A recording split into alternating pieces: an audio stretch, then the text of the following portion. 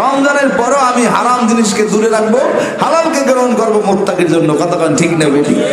এখন আমি খুব পরেজগার রোজাদার, আবার রমজানের পরে সে অন্যায় শুরু করলাম, হারাম ভোগ করলাম, খারাপ দিকে আমার লোভ নিবেশন করলাম, তার আমি যে মুত্তাকি রোজার মাসে সেই হক আমার আদায় হয় নাই। এই একটা বিষয়। দ্বিতীয় বিষয়, এই রমজান মাসে তো দামিও কেন হলো? যে রমজান মাসে আল্লাহ পাক বান্দার নেকি বাড়াইয়া কিয়ামতের ময়দানে আল্লাহ পাক বান্দাকে একটু দামি স্থানে পৌঁছে দিবে। সুবহানাল্লাহ।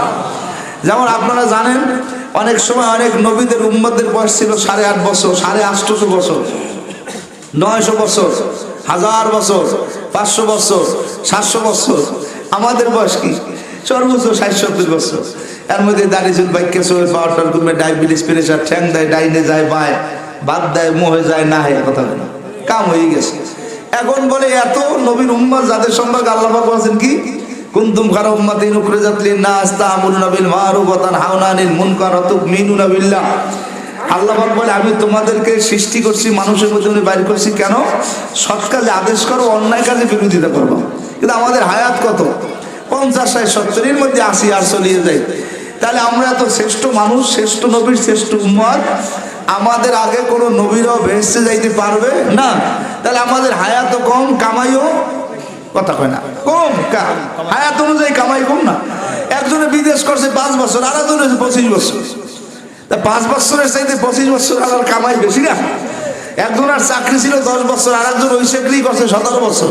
তাহলে আমাদের হায়াত কম, বলেন হায়াত নেকও কম। কিন্তু আমরা শ্রেষ্ঠ নবীর শ্রেষ্ঠ উম্মত। তখন নবীর আরজের পর আল্লাহ পাক আমাদের নেকের একটা সুযোগ করিয়ে দিলেন, রমজান মাস। যদি বলে সুবহানাল্লাহ। কেমন সুযোগ? রমজানে 1 ফরজ 70 ফরজ। বলেন 1 ফরজ, 1 নফল, 1 ফরজ। রমজানে আউবিন ফরজ, ইশরাক ফরজ, তাহাজ্জুদ ফরজ, চাশত ফরজ, সালাতুল তাসবিহ ফরজ, তাহিয়াতুল ওযু ফরজ, দাখিলুল মসজিদ ফরজ, কাবলাল জুমা ফরজ, বাদাল জুমা কথা কয় তাই না? নামাজ পড়ি কি আউবিন হয় ফরজ। সুবহানাল্লাহ আলহামদুলিল্লাহ। নামাজ পড়ি কি ইশরাক হয়। যে নফলকে আল্লাহ পাক ফরজের তুলনায় কি দান করে, এতটুকু কিছু করিয়া আল্লাহ পাক খুশি হয় নাই। এরপর আল্লাহ পাক বলেন কি, লাইলাতুল কদরি খায়রুম মিন আলফিশ শাহর। যে আমি আল্লাহ পাক বান্দার জন্য এমন একটা রাত রমজান মাসে দান করছি, যে এই রাতটা আমার বান্দার জন্য 1000 মাসের চাইতে দামি। জোরে বলেন সুবহানাল্লাহ। এ লাউকাটির বাবার, আমার যুবকেরা, পর্দার মধ্যে মায়ের, আমার বোনেরা, যেই মাওলা এত দামি একটা জিনিস হায়াত দিয়ে তোমাকে আমাকে পাঠাইলো, তার মানে ওই রাত্রটা যারা মালিকের হুকুম মতো ইবাদত করবে। ইবাদত বলতে বাবা যেভাবে ইবাদত দরকার আমরা তো পারি না। মালিকের হুকুম মান্য যে লোকটা ওই রাত্রবেলা জাগরণ করবে, ওই রাত্রবেলা বান্দায় তারাবি পড়বে, কোরআন পড়বে, জিকির করবে। আরে ফজরের নামাজের পর মালিকের সামনে হাত লাগাই বলবে, তত তৌফিকে তআত হামজেতু ইয়া মানা তাইজাবাত হামজেতু। আল্লাহ আমার সালাকি গর্ব, ধন সম্পদ, টাকা পয়সার মাধ্যমে আমি কিছুই পারবো না। আমি তোমার কাছে স্যালেন্ডার হয়ে গেলাম। তুমি যদি আমারে মাফ না করো মালিক, আমার তো কোনো উপায় নাই। ছোট বাচ্চা শত ব্যস্ততার মধ্যে মায়ের কাছে যায়, বাবার কাছে যায়, কিন্তু বাবা আব্বা আমার কাছে বাচ্চা পুনরায় যাইতে পারে না। যাওয়ার সময় যখন ধরাস খাইয়ে পড়িয়ে যায়, ওর চেষ্টা যখন শেষ হয়ে যায়, তখন আরে সাহায্য করে ওর আব্বায় মায় কোলে লইয়া বুকে নিয়ে সুমার বলে, সন্তান শত চেষ্টা করে আমার কাছে আসতে পারো নাই, তোমার সুযোগ হয় নাই। শোনো সন্তান, তোমাকে গন্তব্যে পৌঁছে দেওয়ার মালিক আমি মাওলা। এই জন্য বাবা আমাদের কাজ হলো চেষ্টা করা, কবুল করার মালিক কে? হয় না? জবান খুলিয়ে জোরে বলেন কে? একবার ফরজ নামাজ যদি 70 বার ফরজের সমান হয়, রমজানে একবার আল্লাহ কইলে কয়বার আল্লাহর সবাই কথা কেন? কি রোজায় কি দুর্বল হয়ে গেছেন? তাই না? রমজানে জিসিম দুর্বল হয়, রূহ তাজা হয়। কারণ রমজানে জিসিম দুর্বল হয়, হাত দুর্বল হয়, পাও দুর্বল হয়, শরীর দুর্বল হয়, মুমিনের রূহ তাজা হয়। রমজানে যখন মুমিন নারায়ে তাকবীরের ধ্বনি দেয়, আল্লাহর আরশ পর্যন্ত কম্পন শুরু হয়ে যায়। জোরে বল সুবহানাল্লাহ। কি রমজানে মুমিনের ধ্বনি আসে না নাই? একটু বজ্রকণ্ঠে ধ্বনি দেয় নারায়ে তাকবীর, নারায়ে তাকবীর। মুমিনের আওয়াজ ছিল রমজান মাসে বদরের যুদ্ধে 17ই রমজান। হাদিসের মধ্যে আসছে সাহাবায়ে কেরাম ক্ষুধার্ত, নবী ক্ষুধার্ত, যুদ্ধ করত। যে বেটার লেখাপড়া জানে না এরা যদি কয় তোমার মেট্রিক পরীক্ষা দেওয়া লাগবে, তাই বাড়তে থাকবে না পলাইবে? কি কথা? যারা হুন্ডু চালাইতে পারে না বসে নোমানিক আমার হুন্ডুটা চালাইয়া মনে সিঙ্গাপুর দিয়া কালে বাবা খালে বলবো আমি তো পারি না। তাই যুদ্ধের ময়দানে সাহাবায়ে কেরাম ক্ষুধার্ত, যুদ্ধ জানে না, কিছুই অস্ত্র শস্ত্র ঢাল তলোয়ার নাই। মালিকের পক্ষ থেকে ঘোষণা আসছে, জিবরাইল বলে, এই জিবরাইল আমার হাবিবকে বলো যে আল্লাহ পাক রব্বুল আলামিন আপনাকে যুদ্ধের ময়দানে অবতরণ হওয়ার জন্য বলছে। শুধু এই শেষ না, এই প্রান্তি যুদ্ধ হবে, মুখোমুখি সংঘর্ষ, এক পক্ষে মুসলমান আর এক পক্ষে কাফের। মনে করছে সমান সমান, আসলে না। কাফের কত? সহস্রাধিক, হাজারের চাইতেও বেশি। মুসলমান কত? 313। সুবহানাল্লাহ বলেন না? কাফেরের সাজ সজ্জা ঢল সম্পদ অর্থ রামদা সেনা ঢাল কোনো কিছুর অভাব নাই। মুসলমান ক্ষুধার্ত জীর্ণ শীর্ণ, একবার কোমর গায়ে দিয়ে বলিয়ে রয়েছে, একটা সোয়ে কেতর, একটা চুল এলোমেলো, একটা আখাওয়া। এই ক্ষুধার্ত অবস্থায় যখন ঘোষণা আসলেন, তারা কারো দিকে রুজু হয় নাই, কারণ মোমেনের আছে কে? আল্লাহ পাক তো শিখিয়ে দিয়েছে, মাতা নাসরুল্লাহ, যত বিপদে পড়বা নাসরু মিনাল্লাহ ওয়া ফাতহুন করিব ওয়া বাশিরিল মুমিনিন। বান্দা যত বিপদে পড়ো তোমার কারো সাহায্য লাগবে না। আমি যে ইউসুফ আলাইহিস সালামকে জুলাইখার কাছে 7 তলা ভাঙিয়ে বাইর করছি, সেই মাওলা আমার এখনো আছে না না? আবার জোরে একটু আল্লাহ হয়ে ডাক দেন, আল্লাহ নারায়ে তাকবীর। ও ভাইরা আমার, বাবারা, পর্দার মধ্যে মায়ের আমার বোনেরা, আজকে মোজাহিদ কমিটি আন্দোলন একটা সুন্দর পরিবেশ তৈরি করছে। দিনের বেলা রমজানে তোমাদের কানে ওলামায়ে কেরামের আওয়াজের কণ্ঠ পৌঁছেই দিতেছে, মা তওবা করো, জীবন থাও কার যাও, আমার মাওলার হুকুমের বাইরে আমরা চলবো না। কারা কারা রাজি? আবার জোরে আল্লাহ ভেড়া ডাক দাও। জিবরাইল যাই বলে, ইয়া রাসূলুল্লাহ, ইয়া হাবিবাল্লাহ, আল্লাহ পাক আপনাকে নারায়ে তাকবীর ধ্বনি দেওয়ার জন্য বলছে। ক্ষুধার্ত অবস্থায় নারায়ে তাকবীরের ধ্বনি দিল।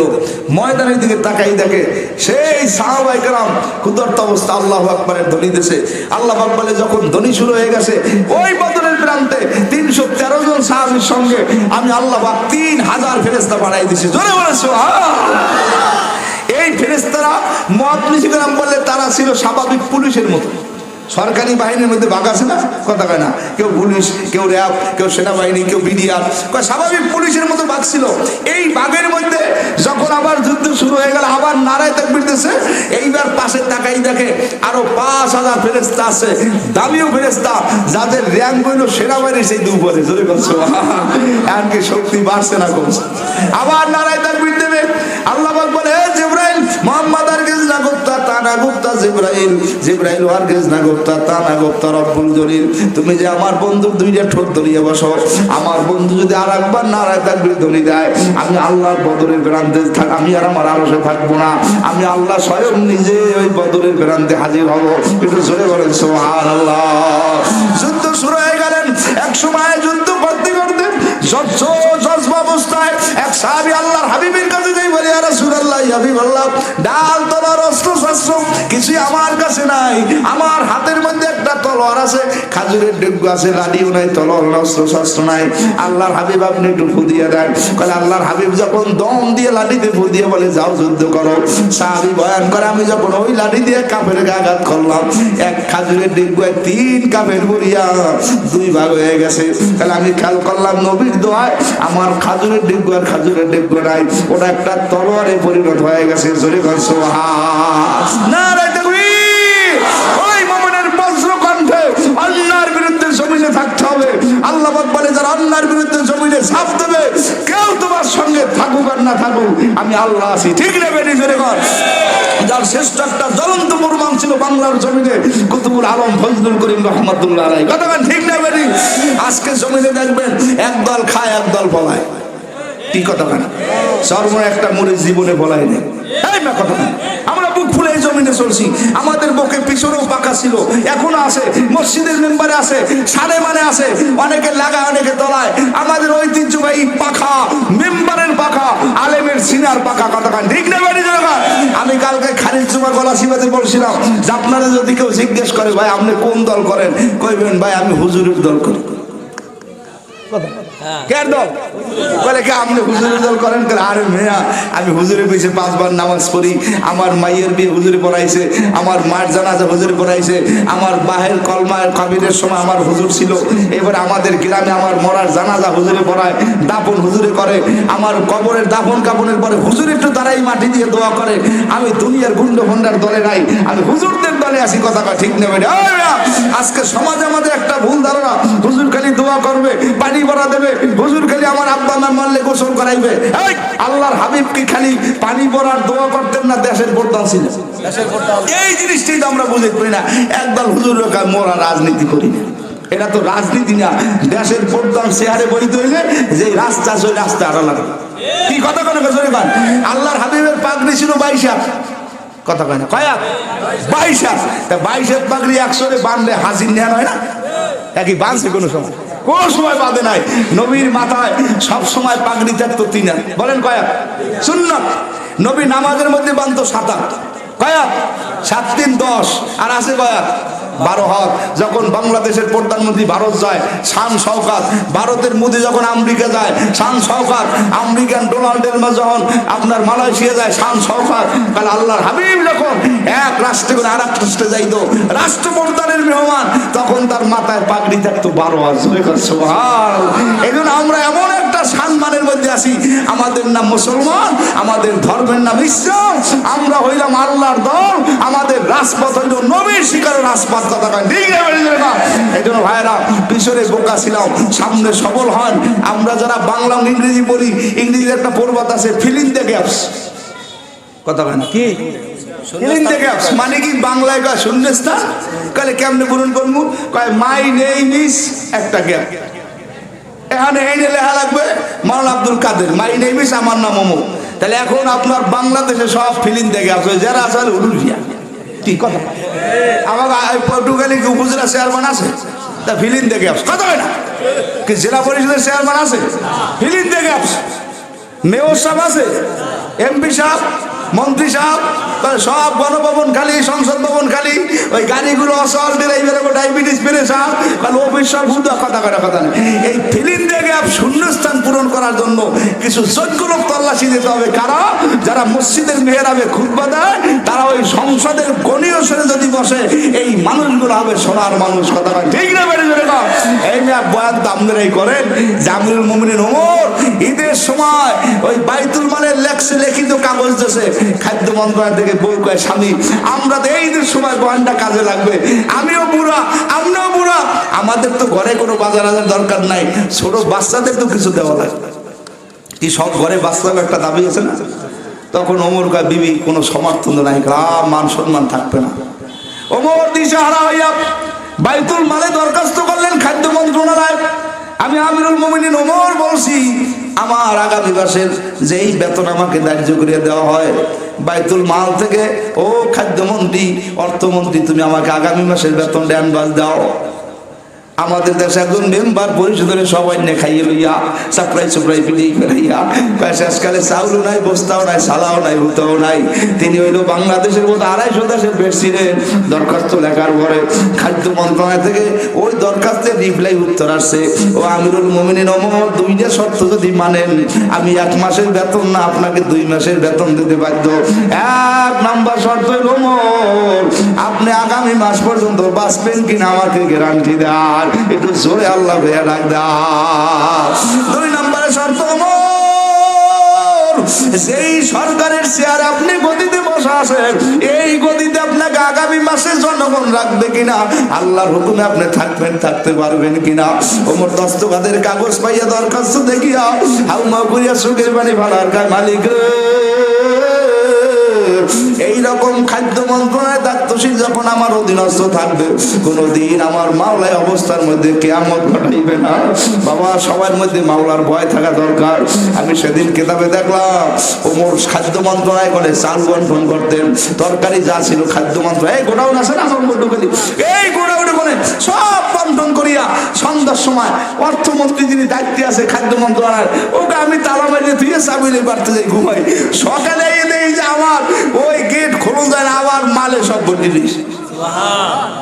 খাদেম কলে আসবো, আমি কোন ওমর রাইতে যাই, এই মাল আনে কত করে দায়িত্বে আমি চাবি আমার দ্বারা মসজিদ খুলে কেনা, এই মসজিদের মধ্যে চাউলের বস্তা তুলে কিনা চিনতে পড়িয়ে গেছে। খাদেম বলে আমি রাত্রবেলা আজকে এশারের নামাজ পড়ি আর বাড়ি যাই নাই। ওমরের ঘরের পাশে নির্জম অবস্থায় রয়েছে। ওমর করে কি রাত 12টা বাজে, কই ওমর কোথাও যায় না। এশার পরে ওমর ঘুমায় গেছে। সুবে সাদেকের আগে তাহাজ্জুদের সময় ওমর জাগিয়া দেখলাম মুজুবানা আমি ঘরের পিছনের দরজায় দাঁড়ানো, পাশে ওমর জানে না। দেখো ওমর নির্জুম সুরে ঘরের দরজার মধ্যে বসিয়ে বসে কান্দে আর আল্লাহ আমি তোমার খাদেম, জনগণ তোমার গোলাম, ওদের রিজেকের মালিক তুমি, আল্লাহ খায়রুর রাজিকিন, উত্তম রিজেক দাতা তুমি, আল্লাহ তুমি ওদের রিজেকের জামিনদার হয়ে যাও। আল্লাহ মেয়ে বলি আর চোখের পানি ভালাই কয় যত কান্দি দেখি ওমর কোথাও যায় নাই। আজানের পর ওমর ফজরের নামাজে চলিয়ে গেছে। আমি চিন্তায় পড়িয়ে গেলাম আমার রাত্রবেলা কোথাও গেল না, এত খাদ্যের তদন্ত কোথায় বলে আসলো। অনেক ঘোরাঘুরির পরে যখন রওনা করিয়া সামনে গেলাম, আমি আজকে যাই দেখি গতকালের সাহায্য খাদ্য গোডাউনে মাল আরো বেশি, দরজা খোলা যায় না। তখন উনি কান্দার বলে বুঝছি ওমর আল্লাহর উপরে সব সুবর্দ কর সময় তাওয়াক্কাল আল্লাহ ফাউ হাসবু, এই জমিন চালাবার জন্য যা দরকার এইটা সাজাইয়া গোছাইয়া দেয় আমার আল্লাহ। একটু জোরে আল্লাহ দেয়া ডাক দাও। কাজী বাবা বয়ান নসিহতের কিছু নাই, আমি আপনাদের বায়াত দিয়ে বলি আল্লাহর কাছে বেশি বেশি কাঁদবে আল্লাহ এই সমাজটা দিনদার সমাজ দেখাও, এই সমাজের চেয়ারম্যান আলেম দেখাও, এই সমাজের মেম্বারটা ইমাম দেখাও, এই সমাজে ভালো মানুষগুলোর নেতৃত্ব আনো, তাহলে কি হবে সমাজটা হবে একটা সোনার সমাজ। আমরা মক্কা মদিনা গেছি, অনেক মানুষ গেছে, কিন্তু মক্কা মদিনা কোনাও সোনা নাই, কোরআনে শোনা নাই, কিন্তু কয় কি সোনার মক্কা, সোনার একা একা নাই তো সোনা, কোনো সাপ নাই। মক্কা মদিনায় তো সোনার দলা কোনানে রাস্তায় পড়িয়ে দেখিনি, ওয়ালের লগে নাই, বিল্ডিং এর লগে নাই। চিন্তা করিয়ে দেখছি মক্কা মদিনার মানুষগুলো সোনার মানুষ। জোরে কান কি মানুষ, কত সৌখন লেবন ভালোবাসা। এই জন্য আপনাদের অনুরোধ করি ছোট একটা ইউনিয়ন লাভ করি। আগে ছিল লম্বা, দুইটা ভাগ হয়ে গেছে।